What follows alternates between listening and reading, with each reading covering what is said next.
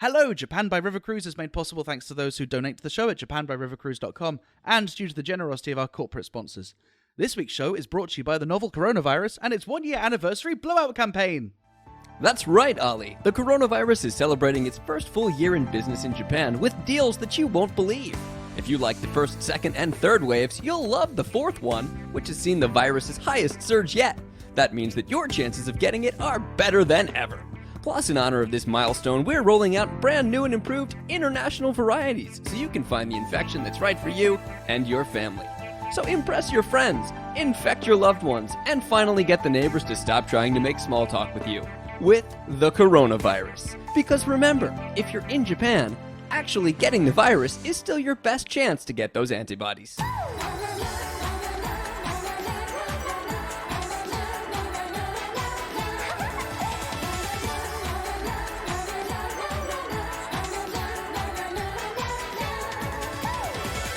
Hello, Brian, and welcome back to Japan by River Cruise. I'm Bobby Judo. And I'm Ollie Horn. Ollie, you had a quick message at the top? Yes, Bobby, just before we started, I wanted to take a moment to reflect on the people of Edinburgh who have sadly lost their Duke this week.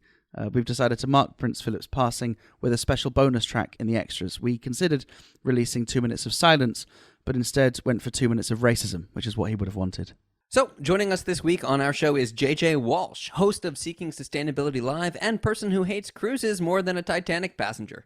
JJ, behave yourself this time. I will do my best. On this week's show, Hiroshima is giving free PCR tests to all of its residents. It's a controversial idea, but supporters are already wondering if just maybe this innovative new concept is something they might also want to try with the vaccine. JJ got her PCR test kit. We'll talk to her about the plan and other recent corona trends. Plus, Ollie's got your weekly River Cruise recommendation. Ollie? Yes, Bobby, this week's recommendation is actually our first ever Fukushima River Cruise recommendation. Because we've heard reports that in addition to floating, as boats usually do, recently some boats are now hovering up to 4 feet over the water, which sounds fun.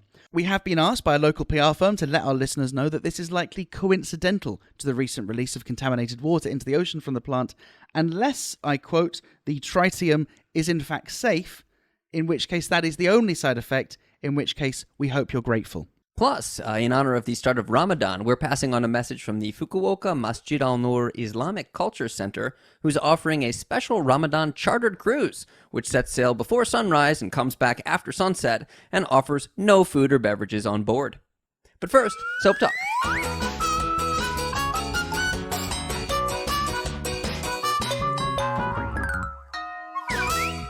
Right, so on today's show, we've got JJ Walsh. And Brian. Yep. JJ, welcome back to the show. We're doing what's for us a rare daytime recording. We usually like to record after 8 or 9 at night, but you are a super morning person, right? Yes, I am.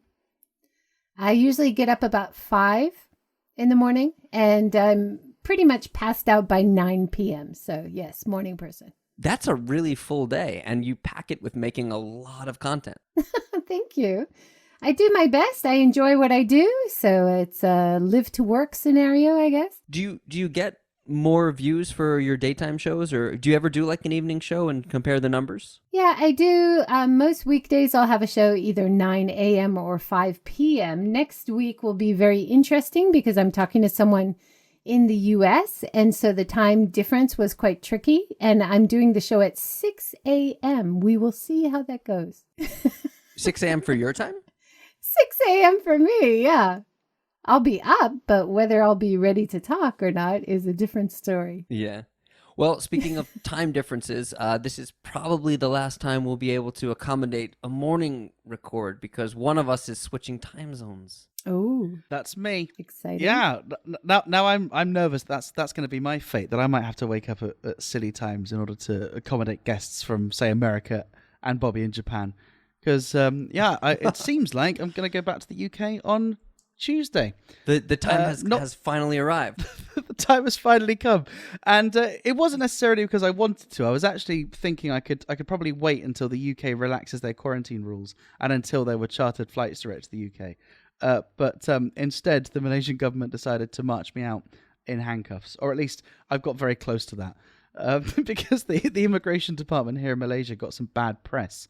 because they didn't give clarity on whether this visa overstay amnesty, which I'm the beneficiary of, was going to be continued until the end of their state of emergency, which is going to be at least a few more weeks, as they previously said. And there were some people who were like, who've had a much rougher time than I have. Like, there's a couple of examples of people who are heavily pregnant, who have been told you've got to get on a flight. There are people who don't have residency permits in their country at the moment because their embassies are shut. They can't get on a flight.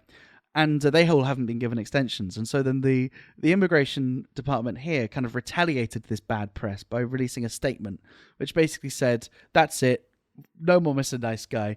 All non-residents who have overstayed their visa need to leave by the 21st of April. And and it was clearly a piece of PR, because in addition to this kind of factual information, they also gave a load of stats about bad guys, right? About how many arrests they've made and all the nefarious activities that people have been doing. And there was a line which said, well, some people who have benefited from this amnesty have abused it by working in the entertainment and prostitution industries illegally. And I read that and thought, well, fair enough, they are half right. That kind of is exactly what I've been doing, and times have been so tough that I was considering the full pie. Well, on the plus side, you probably get a vaccine before Bobby or I. Oh, yes, for sure. that's true. Yeah, well, I'll definitely have to take a test. I mean, the amount of tests I'm going to be taking in the next couple of weeks is more than when I was taking my GCSEs. I have to take a test in order to get on the flight. When I arrive in the UK, I take a test. I must quarantine, take another test after 8 days. And what's good about the UK, and I really admire this about the UK, what can be done efficiently by the public sector can be done for profit by the private sector. And that is a mantra which never ceases to find new ways of making money for corporations. So I have to spend £200 to some private company to get some tests, even though the NHS is providing them for free. Do you know which test? Are you doing the spit, the nose, or the behind? I don't know. Although those, interestingly, were my three options when I was working illegally. I don't know. But what I do know is you can pay extra money and get and do less quarantine. Because I don't know really what the logic is that maybe rich people have a... Yeah, it's ridiculous. I thought you were going to say and get the behind one. Sorry. I have my preferences.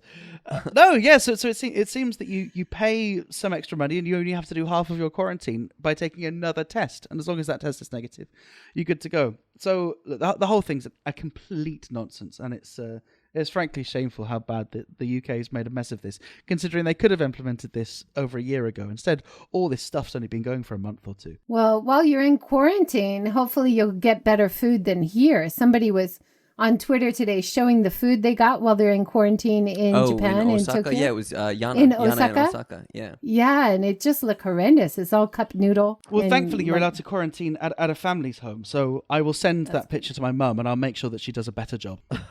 Good.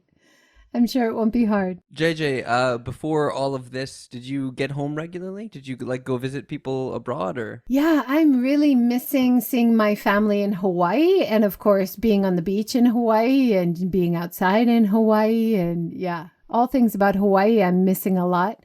My husband's from the UK, so to be honest, not missing that so much, having to go there once a year. And where are you from? Hawaii. I grew up in Hawaii.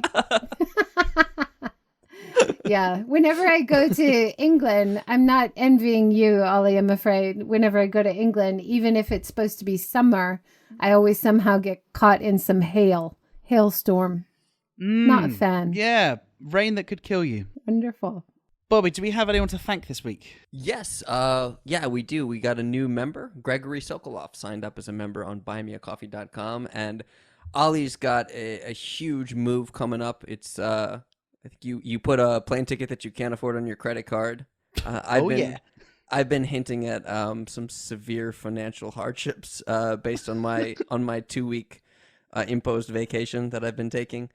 So if you're looking to sign up, now is a great time, not only because we could really, really use the help, but also because we're putting out a lot of new merchandise. We've got great new stickers. We've got magnet packages. And if you'd like to show your JBRC support and love, this is an excellent time to do so. So head on over to our Buy Me a Coffee page and check it out. Thank you very much, Gregory Sokoloff, for joining up. Yeah, if you disagree with KLM charging me £750 for a flight that should have been £250, then get some stickers. With that, let's jump into the news. The New York Times reports, ready or not, golfer Hideki Matsuyama is now a national hero in Japan after becoming the first Japanese golfer to win the Masters. It's true, the pressure and scrutiny that comes with being a major sports figure in Japan can be intense, but Matsuyama expressed his optimism, saying, "Hey, at least I'm not half black." Our correspondents have followed up on the story. Yes, at Ampan Kanban has a 3-hour exclusive interview with Konotaro about how he feels about the New York Times choice of name order. And Joe from Ishikawa Summit to Sea has some fan interviews to share. Let's hear a quick clip.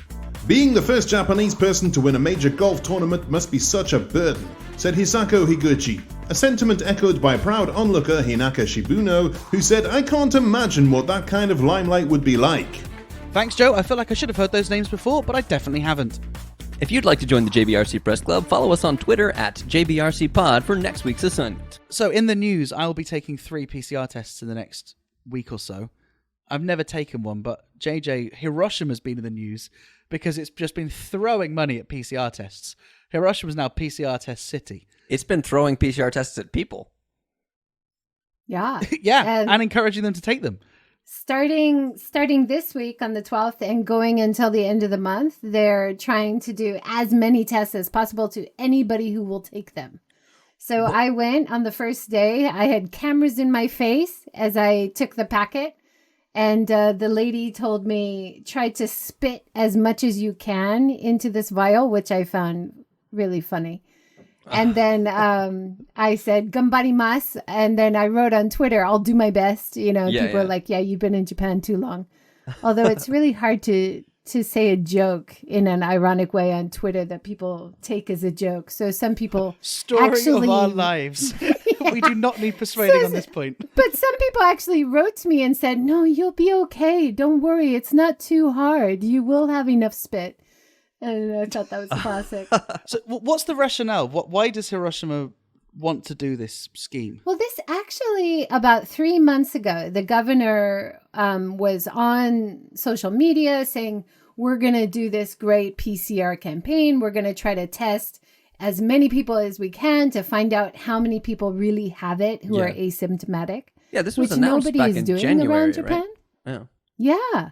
And I was really excited saying, "Oh, great, I'm going to be able to try having a test," because, often you'll have really low energy days. You'll feel horrible headaches and you'll think, is it COVID or is it something else? I have no idea. So I thought, yeah, great, try it. And then when I was there, the cameras in my face, the guys next to me are like, "Are you from Germany?" The guy looks at me and goes, "Deutsche." And I was like, "What? There are no travelers right now. What are you talking about?" Yeah. And then, just trying to make small talk. And then I get to the front of the line. I sign my name. You don't need ID, which I was a bit surprised about. I thought you'd need ID. You just put your name. So you could do it totally under a false name. They didn't take an address. They just need a telephone number after you give it back the next day. And if you get a call, that means you have COVID. If you don't get a call, that means you're free and clear. Well, I suppose from a public health perspective, that makes sense, right? They don't want you to necessarily be registered. Like, it makes sense for them to not only give tests, but to vaccinate people who have a non-regulated visa status, right? So I think it's a good thing, right? The less friction, the better. Oh, definitely. And were you part of a PR campaign to particularly get foreign citizens involved? Was this part of your... But my husband and I have been doing a local, regional website, gethiroshima.com, for many years. And we often do local events and local information. COVID has been a very popular article series that we've done because there's been so little clear information in Japan about what the heck's going on. So when I heard that they're doing this free test, I said, well, I'll go do it. Yeah, why not? And then my son did it after me. And yeah, it'd be interesting to be part of that campaign. And it might be very informative to see if there's any strains that they haven't been documenting. Yeah, when they test now, they submit all of the results to a lab in Tokyo, and the lab in Tokyo analyzes them to find out what strain they are.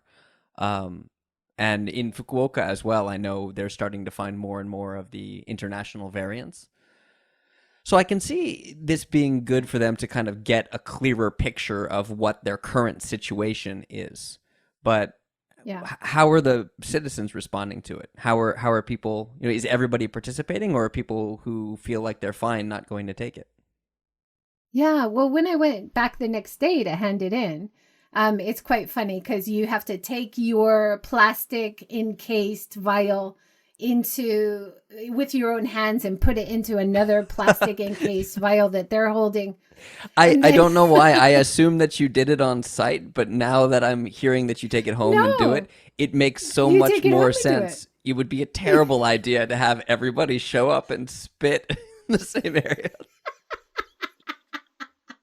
Yeah. So when I took it back, I was like, it's not as bad as some of the other ways that they can test your body for things. Yeah. But spit in a vial, I wouldn't like to be the spit tester. Anyway, when I gave it back in, I asked the guy, have you had many people coming and doing it? And he said in the first day, they had 800 people at that one location. And they also are at universities around Hiroshima and other public places. So I wonder how many people they're going to get. Probably they're aiming for about 20,000, I think. Huh. A few Japanese friends actually said that they saw my post and then they went and did it. They're like, oh, okay. And I thought that was funny. So all the information's in Japanese and I put it into English, and then Japanese friends saying they went because they saw mine, which I thought was interesting. We should talk about the timing as well, because this idea that, while other countries are doing this with the vaccine, Japan is still doing this with PCR testing. Yes. Yeah. Last year, basically around this time, I was really complaining there was no testing. And I don't feel well. I don't know if I should go to a meeting. There's no way to get a test, right? Now there are tests available, but it's usually about 20,000 yen for a PCR test if you go commercially, right? And this time last year, Korea was making the headlines by doing these walk-in tests. Do you remember they had these outdoor pop-up booths, drive-in booths where you'd roll your window down? Yeah. The cynic in me wants to say, well, what's the use in doing this other than some fairly cheap PR win? Because PCR tests now actually aren't expensive for governments to buy. Like, is the public health benefit really that much? Is this data genuinely valuable? Like, does the city have a history of doing these kind of broad stroke, feel good gestures? Yeah, I don't know. I mean, the guy he's the passion person behind this project. He has a few projects like this. Like, he's a young guy. He's just got a bit of innovation in his blood.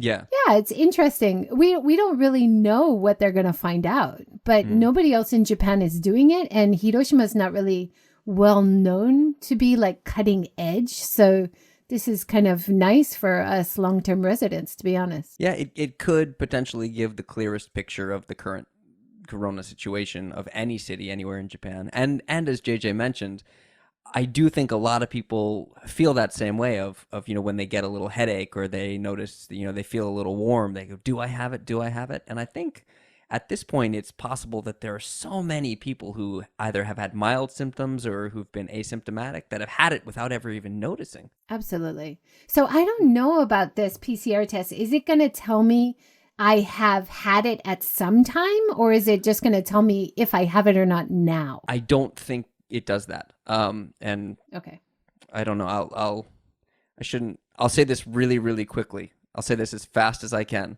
My family and I got coronavirus, and that was the best part. And so my wife and my daughter Ami and I got it, and my daughter Louie did not, and she was tested like 3 or 4 times. And the way they do it is they test you initially, and if you get it, then they put you in a quarantine period. And they used to test you again, and when you tested again as negative, then they would let you go back.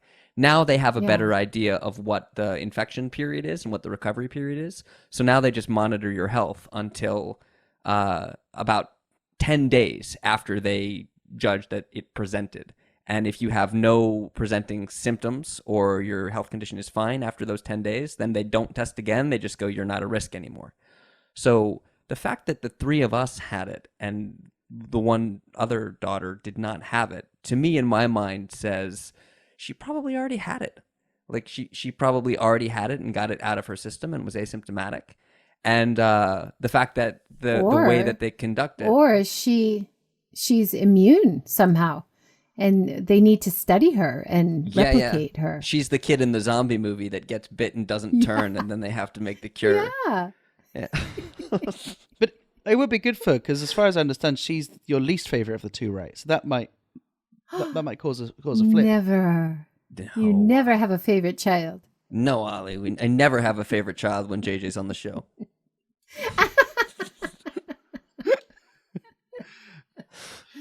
So that's kind of all of our recent Corona update information, unplanned disclosure there.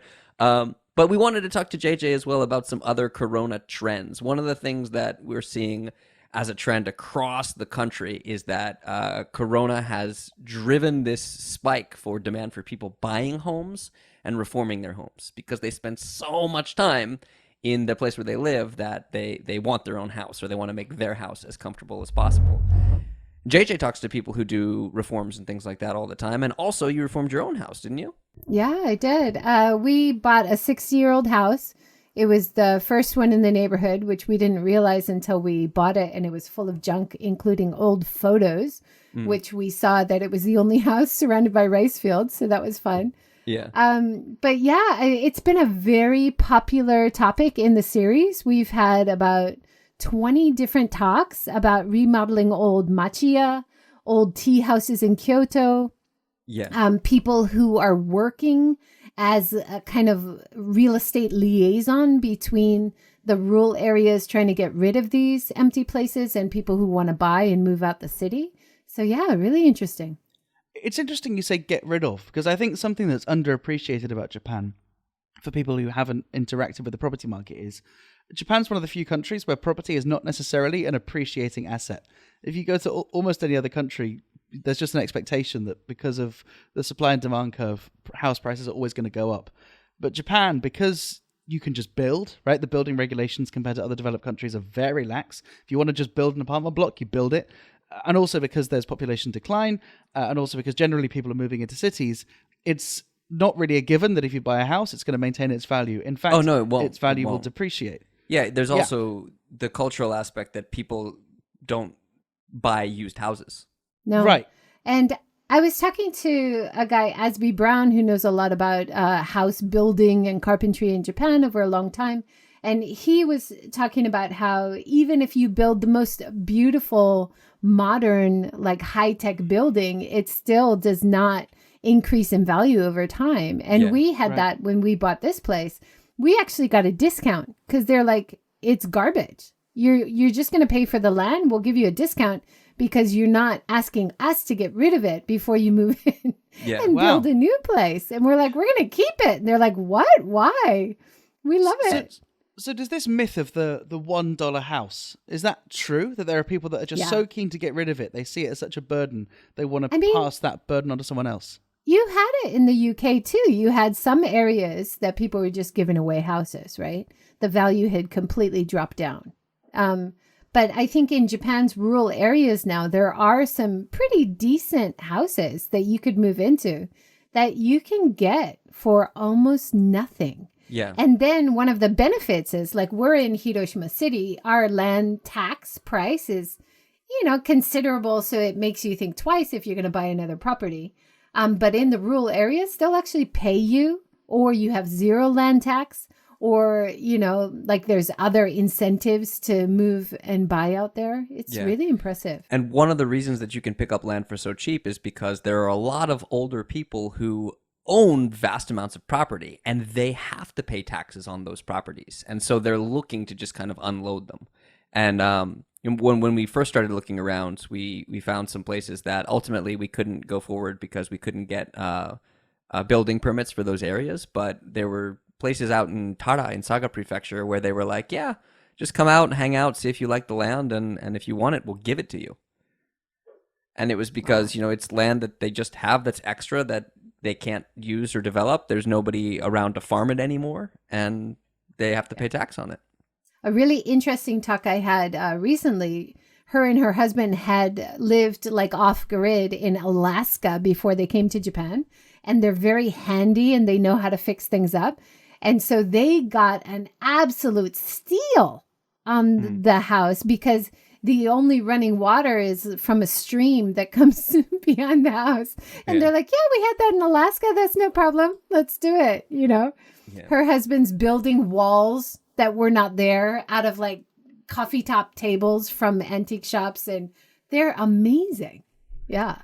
So it could be a great opportunity for somebody to, build their dream house or pick up some land cheap and get really involved in a project. There's this silver lining here. But there's also this element where there is a current boom for people looking to buy their own houses because they want to be able to spend their time somewhere comfortable during a pandemic. But there's also a huge negative effect on the housing market where because of income loss from Corona, people are not being able to pay their mortgages. And it's a huge problem in the industry right now. And one of the biggest effects that I'm experiencing firsthand is that lenders are now discriminating against people who have had Corona. Oh. Really? Yeah. Wow. Yeah. It's one of the things that you get asked if you apply for a loan. And the idea is that because they don't know what the long-term health effects are, you have to apply for something, I think it's called... I want to say it's called Danshin or Dangen or something like that. Danshin, which is a form of insurance where if something happens to you and you can't make your payments, then the bank has to buy that property up. And so they don't let you apply for that if you have Corona because the philosophy is that they don't know what the long-term health effects of it are. And so it's very possible that long-term even like within a couple of years, Corona could kill you or incapacitate you so that you couldn't work because of the fukusayo, the lasting after effects or the secondary effects. That seems illegal. I mean, they can't do that for people who have cancer. They can't ask for a medical check before you get a loan, can they? I've never heard of that. Is that true? I mean, you wouldn't loan somebody with terminal cancer. But Corona is not terminal. Nobody's determined that it's going to have a terminal effect. It's not like terminal cancer or, that's crazy. Sorry to hear about that. Well, one of the things that we're doing is that I have unemployment insurance. So for the jobs that I've lost for the time that I wasn't able to work because of Corona, I can get compensated, something per day. But we're not going to apply for that until after we get a loan because the loans look into your health insurance situation. Oh. Yeah. So complicated. What a headache. Yeah. Is that to say that if we didn't do a podcast one week, we could earn some money? No, they don't count this as employment. But that plays to the problem with stigma and the problem with why people don't want to get a test. And the problem with why people won't want to get a vaccine either. I mean, there's so much negative stigma. So basically that means that this whole Hiroshima free testing thing might just be a trap. That it's just a load of people that are willing to give their houses away for free with binoculars going, not them, not them, not them. But they're not keeping track of who is getting results. It's private. So they're doing it kind of outside the norm. In that way. Be interesting to see what happens. Does the corollary of this mean if you get the vaccine, you can get more loan? Like if you're super strong, can you go back to the bank and go, hey, give me more money now. I'm stronger.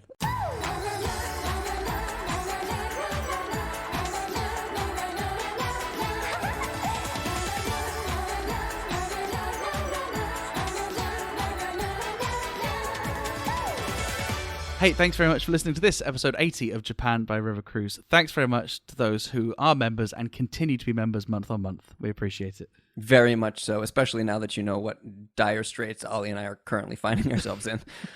Thank you to our guest this week, JJ Walsh. JJ, it's always a pleasure talking to you, and I always love seeing what new interesting topics you've got on Seeking Sustainability Live. Anything else coming up? Yeah, some great talks coming up. We've got about sustainable travel, about forestry, and an ecological app that you can try out. There's also a guy who wrote a book about a cat in Tokyo, which will be fun to talk about. Very cool. We'll look forward to it. Thank you all for listening, and we'll see you next week.